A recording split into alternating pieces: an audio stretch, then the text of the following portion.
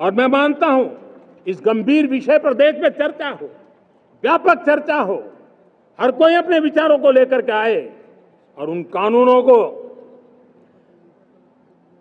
जो कानून धर्म के आधार पर देश को बांटते, जो ऊंच नीच का कारण बन जाते हैं, ऐसे कानूनों को आधुनिक समाज में कोई स्थान नहीं हो सकता है। और इसलिए मैं तो कहूंगा अब समय की मांग है कि देश में एक सेकुलर सिविल कोड हो। हमने कम्युनल सिविल कोड में 75 साल बिताए हैं, अब हमें सेक्युलर सिविल कोड की तरफ जाना होगा और तब जाकर के देश में धर्म के आधार पर जो भेदभाव हो रहे हैं, सामान्य नागरिक को जो दूरी महसूस होती है, उससे हमें मुक्ति मिलेगी। मेरे प्यारे देशवासियों, जब मैं देश में एक चिंता हमेशा कहता हूं, परिवारवाद, जातिवाद भारत के लोकतंत्र को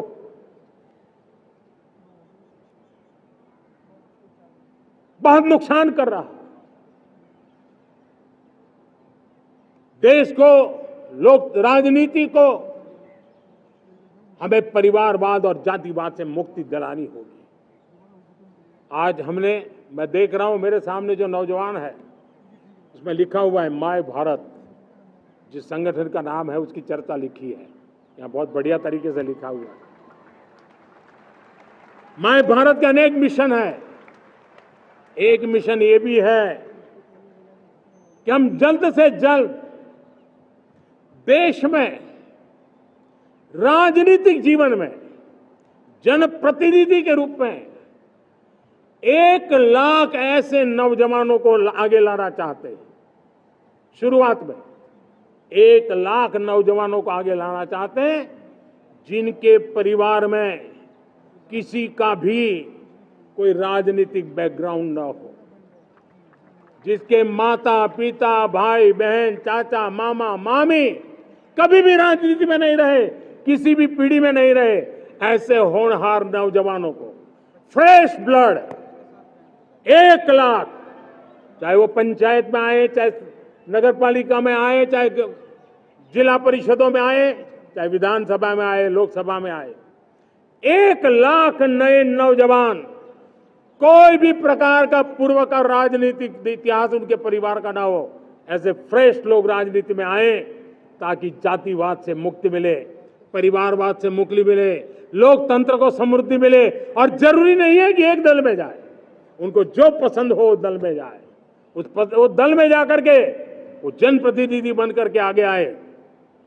देश तय करके चले कि आने वाले दिनों में 1 लाख ऐसे नौजवान जो परिवार राजनीति से दूर दूर का संबंध नहीं है, ऐसे फ्रेश ब्लड आएंगे तो सोच भी नहीं आएगी, सामर्थ्य भी नहीं आएगा, लोकतंत्र समृद्ध होगा।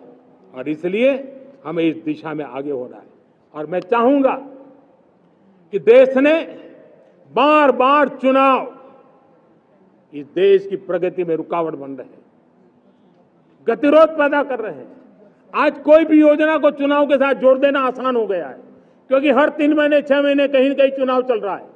कोई भी योजना जाहिर करोगे आप तो मीडिया में देखेंगे, चुनाव आया तो फलाना हो गया, चुनाव आया तो फलाना हो गया। हर काम को चुनाव के रंग से रंग दिया गया है। और इसलिए देश में व्यापक चर्चा हुई है, सभी राजनीतिक दलों ने अपने विचार रखे हैं। एक कमेटी ने बहुत बढ़िया अपना रिपोर्ट तैयार किया है। 1 नेशन 1 इलेक्शन के लिए देश को आगे आना होगा। मैं लाल किले से तिरंगे की साक्षी में देश के राजनीतिक दलों से आग्रह करता हूं, देश के संविधान को समझने वाले लोगों से आग्रह करता हूं कि भारत की प्रगति के लिए, भारत के संसाधनों का सर्वाधिक उपयोग जन सामान्य के लिए हो, उसके लिए 1 नेशन 1 इलेक्शन के सपने को साकार करने के लिए हमें आगे आना चाहिए। मेरे प्यारे देशवासियों, भारत का स्वर्णिम कालखंड है।